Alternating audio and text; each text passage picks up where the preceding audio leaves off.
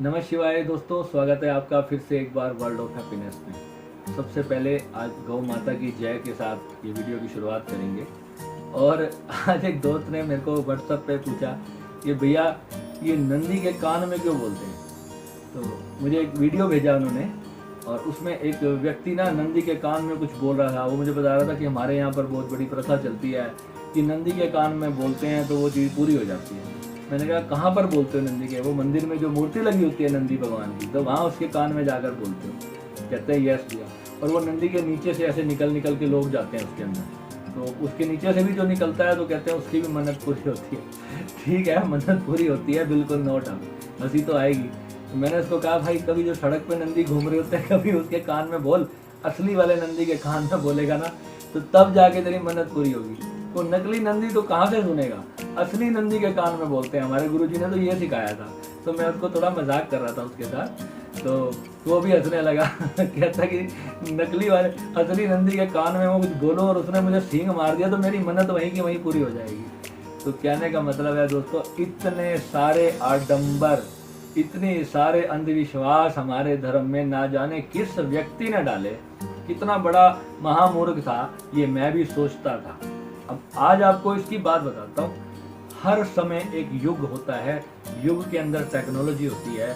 हमारे टाइम में जो बच्चे थे उनको सिर्फ गिल्ली डंडा और कंचे खेलना आता था। हम लोग कंचे खेले हैं, गिल्ली डंडा खेले हैं, गली गली में खो खो खेलते थे, पत्थर से फिटोग्राम खेलते थे। आप लोगों ने आज तक नहीं खेले होंगे। जो आज की नई जनरेशन अगर मेरा वीडियो सुन रही होगी उनको पता ही नहीं है कि गिल्ली डंडा भी कोई गेम होती है ना। और आजकल के बच्चे सीधा पबजी खेलते हैं। मेरा भांजा है छोटा सा, अभी 3-4 साल का, और वो इतना बढ़िया मोबाइल चलाता है।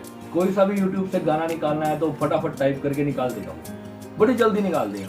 तो कैसे होता है ये टेक्नोलॉजी कहाँ से आ रही है? जो आपका विकास हो रहा है बुद्धि का, तो आपके बच्चे की बुद्धि भी वैसे ही चलेगी। जितना जितना आपकी बुद्धि सक्षम होती जाएगी, जितना आप ज्ञान अपनी बुद्धि में डालोगे। एक माँ अगर प्रेगनेंसी में सारा दिन वो कोई बहुत अच्छी बुक पढ़ती है, कोई बहुत अच्छे वीडियोस देखती है, कोई किसी बहुत अच्छे इंस्टीट्यूशन से कोई गिटार बजाना सीख रही है या कोई भी चीज़ वो कर रही है, तो वो टैलेंट उस बच्चे के अंदर आना शुरू हो जाएगा। तो आजकल ये जो बच्चे सुपर जीनियस पैदा हो रहे हैं ना, उसका रीज़न यही है कि आप लोग जितना एक्सेस मोबाइल वगैरह और ये टेक्नोलॉजी जितना आप यूज़ करते हो अपनी लाइफ में, तो ये कारण यही है कि बच्चों को सिखाने में आज ज़्यादा समय नहीं लगता। थोड़ी सी बात उनको बताने की देर है और वो कंप्यूटर की तरह फटाक से सेव कर लेते हैं अपने दिमाग में। ये उनका रीज़न है, क्योंकि उन्होंने अपने माँ के पेट में ही वो काम पहले से कर रखा है। बस अब उसको ट्रिगर आउट करने की देर है और वो बस जल्दी से उसको उठा लेगा बात को। ठीक है, और इसी तरीके ही ये सारी चीज़ होती है। अब नंदी वाली बात हम करते हैं कि नंदी उस जमाने में क्या होता था, क्योंकि टेक्नोलॉजी इतनी थी नहीं और उस वक्त अंधविश्वास भी नहीं था, विश्वास भी सच्चा था। पर जो लोग इस माइंड की गेम को जानते थे, माइंड की साइंस को जानते थे, उन्होंने इस तरह की लाखों चीज़ें बनाई हैं। किसी ने कह दिया कि वहाँ पर माँ वैष्णो देवी का मंदिर है, वहाँ पर जो है आप एक धागा बांध के आओ तो आप ये मन्नत आपकी पूरी हो जाएगी, तो अगली बार जा करके आप वहाँ वो धागा खोल देना।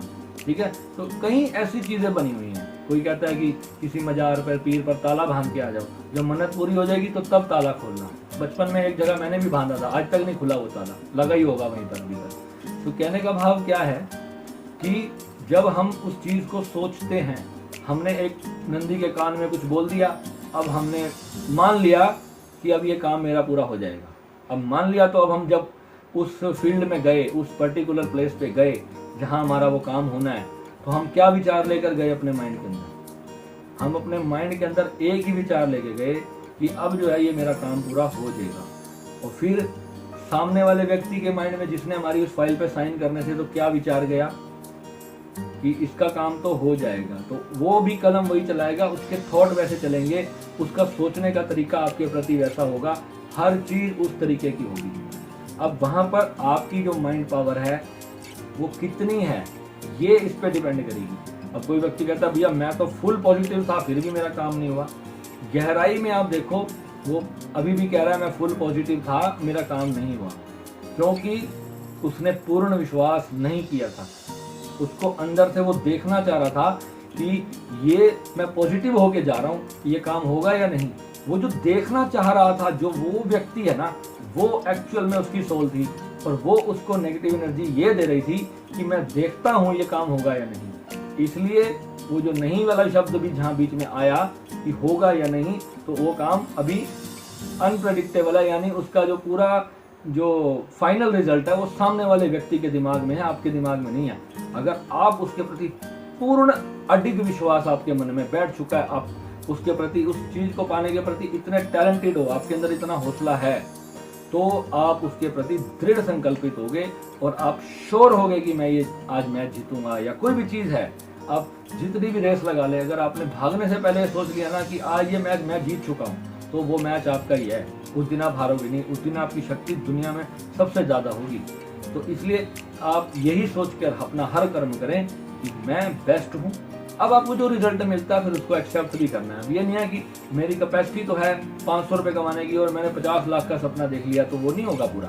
पहले आप अपनी कैपेसिटी तो देखो कितनी है। आप 500 से 1000 का सोचो, 1000 से आप 5000 का सोचो।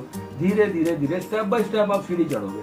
आप एक ही साथ इतना बड़ा टारगेट आप दिमाग में बिठा लोगे जो आपके पास दूर दूर तक अचीव नहीं हो सकता है। कोई व्यक्ति को सोचे यार मेरे को तो बिल गेट्स की बेटी से शादी हो जाए, वो ऐसा क्रिएट करने लगो, कभी 7 लाख जन्मों में भी नहीं क्रिएट होगा, क्योंकि वो बैठा जहां पर उस लेवल पे ही उसका जो है लॉ ऑफ अट्रैक्शन काम करेगा। एक पहले भी मैंने वीडियो बनाया था, अपनी औकात से बहुत ज्यादा बड़ा ना सोचें, स्टेप सीढ़ी बाय सीढ़ी। आज आप जिस जगह से खड़े हो 10% की मूवमेंट करो, उसके अंदर उतना सोचो जो उस जगह से इजीली रीचेबल हो। और जब वो रीचेबल है, मान लो आज आप बिजनेस करते हो और आपकी अगर साल की 1 करोड़ की टर्नओवर है, तो आप ये सोचो कि अब मैं इसको ना अगले साल मैं इसको 1.5 करोड़ पे लाने की कोशिश करूंगा, मैं 1.5 गुना मेहनत करूंगा। तो ये वर्ड जरूर आना चाहिए कि मैं 1.5 गुना मेहनत करूंगा। अगर ये वर्ड नहीं आएगा, अब सिर्फ टर्नओवर तो आपने दिमाग में लाई पर मेहनत ही नहीं करी 1.5 गुना, तो वो नहीं होगा। वो का लॉ ऑफ अट्रैक्शन का मतलब ये नहीं है कि बिना कर्म किए कुछ सिद्ध हो जाएगा, कोई तरंगे ही सब कुछ कर देंगी। तरंगों के साथ साथ आपका एफर्ट जब तक उस कर्म में नहीं जुड़ेगा, तब तक वो चीज कभी भी फलीभूत नहीं होगी। ये मेरी प्रमाणित चीज है, मैंने इसको अपनी पूरी लाइफ में अमल किया और मैंने अपनी लाइफ में आज तक जो भी पाया वो इसी फॉर्मूला से पाया है। एक फील्ड पहले तय करो, फिर उसके ऊपर उसका टैलेंट हासिल करो, फिर उसके ऊपर उस चीज का कर्म करो, तब आपको जो है जीवन के अंदर वो चीज में सक्षमता मिलेगी, उस चीज में आपको कोई फायदा होगा, अदरवाइज कुछ भी नहीं प्राप्त होने वाला। ठीक है, ज्यादा लंबा नहीं करता, बात सभी को समझ आ चुकी है, यही मैं चाहता था। नमः शिवाय।